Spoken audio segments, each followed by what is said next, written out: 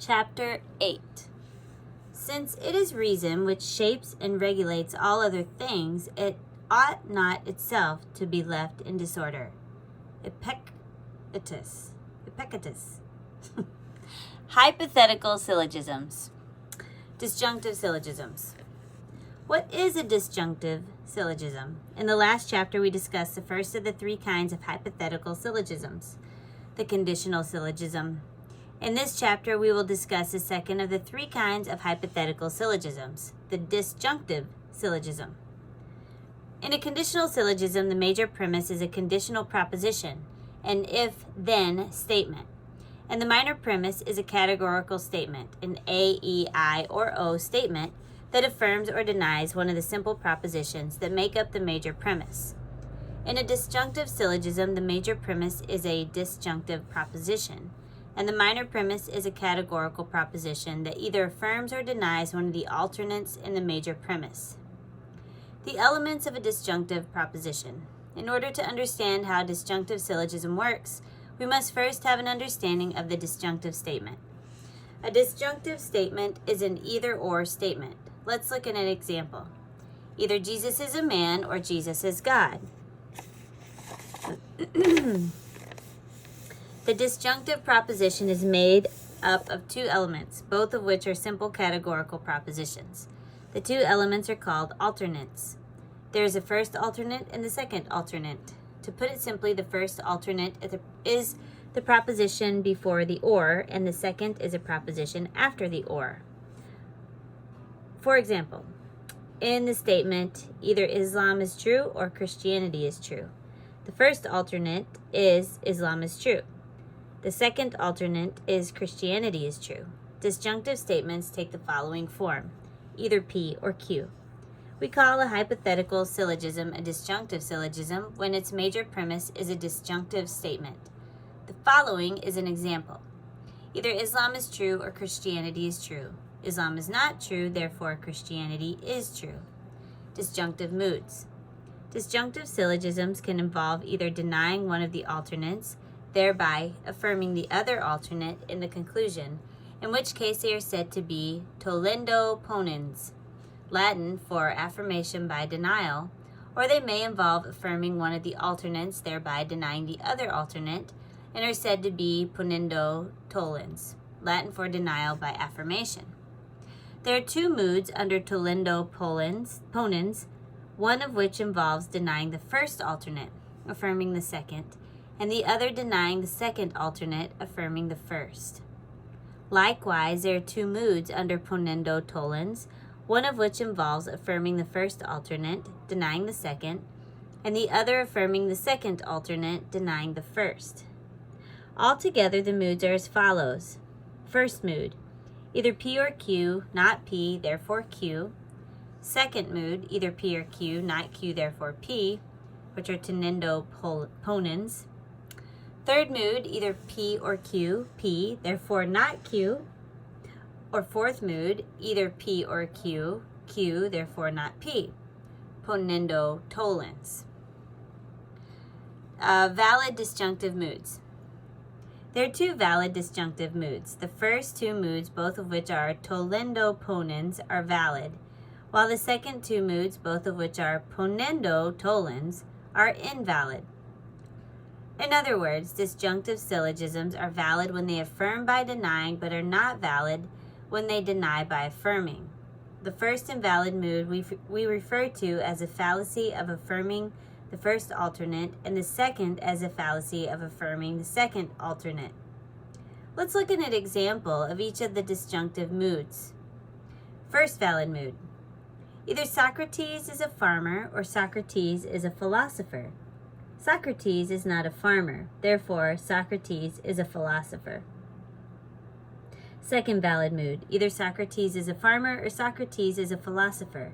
Socrates is not a philosopher, therefore Socrates is a farmer. Fallacy of affirming first alternate. Either Jesus is God or Jesus is a man. Jesus is God, therefore Jesus is not a man. Fallacy of affirming second alternate. Either Jesus is God or Jesus is a man. Jesus is a man, therefore Jesus is not God. The first two moods are considered valid because we are told in the major premise that at least one of the alternates must be true. If one of the alternates is false, we know therefore that the other must be true. We know the second two moods to be invalid since from saying that one alternate is true, which is what the minor premise asserts, we cannot conclude the other is false. They may both be true. In the example above, we can certainly conceive of a case in which someone could be both a farmer and a philosopher, in which case affirming that Socrates is a philosopher does not necessarily mean that he's not a farmer. There is one case, however, in which all four moods would be considered valid. This occurs when the disjuncts are contradictory to one another. In this case, not only does the falsehood of one imply the truth of the other, but the truth of one implies the falsehood of the other. This is because only one, but not both, of the disjuncts in an exclusive disjunction can be true at the same time. A note on exclusive and inclusive disjunctions. We should also point out that there are two kinds of disjunctive statements. The first is called an exclusive disjunction. The second is called an inclusive disjunction. An exclusive disjunction is a disjunctive statement in which only one of the alternates can be true, but not both. You know that a disjunctive statement is an exclusive disjunction when you see that the alternates in the disjunctive statement are contradictory. The form of an exclusive disjunction is as follows: either P or not P. An example of an exclusive disjunction would be as follows: either Christianity is true or Christianity is not true. This proposition is an exclusive disjunction because the first alternate, Christianity is true, is contradictory to the second, Christianity is not true. Only one of these alternates may be true, but not both. Christianity cannot be true and untrue at the same time. An inclusive disjunction is a disjunctive statement in which one or both of the alternates can be true. An example would be either God is spiritual or angels are spiritual. Since the two alternates are not contradictory, this is an inclusive disjunction, since both could be true at the same time and, in fact, are. An illustration which might make this clearer is the warning sometimes seen for rides at an amusement park. If you have a heart condition or you are pregnant, you may not ride on this attraction. This sign is telling you that if either one or both of the conditions apply, then the warning should be heeded. It is obviously an inclusive disjunction. If it were exclusive, then the statement would have to be considered false, and people who are both suffering from heart conditions and pregnant could go on the ride, unless otherwise indicated, or unless the alternates are clearly contradictory. Disjunctive statements should be considered inclusive disjunctions. Reduction of disjunctive syllogisms to conditional syllogisms. You will remember that in previous chapters, we learned how to reduce second, third, and fourth figure categorical syllogisms to the first figure. We did this because the validity of a syllogism is more obvious in the first figure. For the same reason, it is sometimes useful to reduce disjunctive syllogisms to conditional syllogisms, since validity is more obvious in conditional syllogisms than in other kinds of hypothetical arguments. Disjunctive syllogisms can be reduced to conditional syllogisms as follows. Either Socrates is a farmer or Socrates is a philosopher. Socrates is not a farmer, therefore Socrates is a philosopher. Becomes, if Socrates is not a philosopher, then Socrates is a farmer. Socrates is not a farmer, therefore Socrates is a philosopher. This is done by observing the following rules. Rule 1. The minor premise and the conclusion must remain unchanged. Rule 2.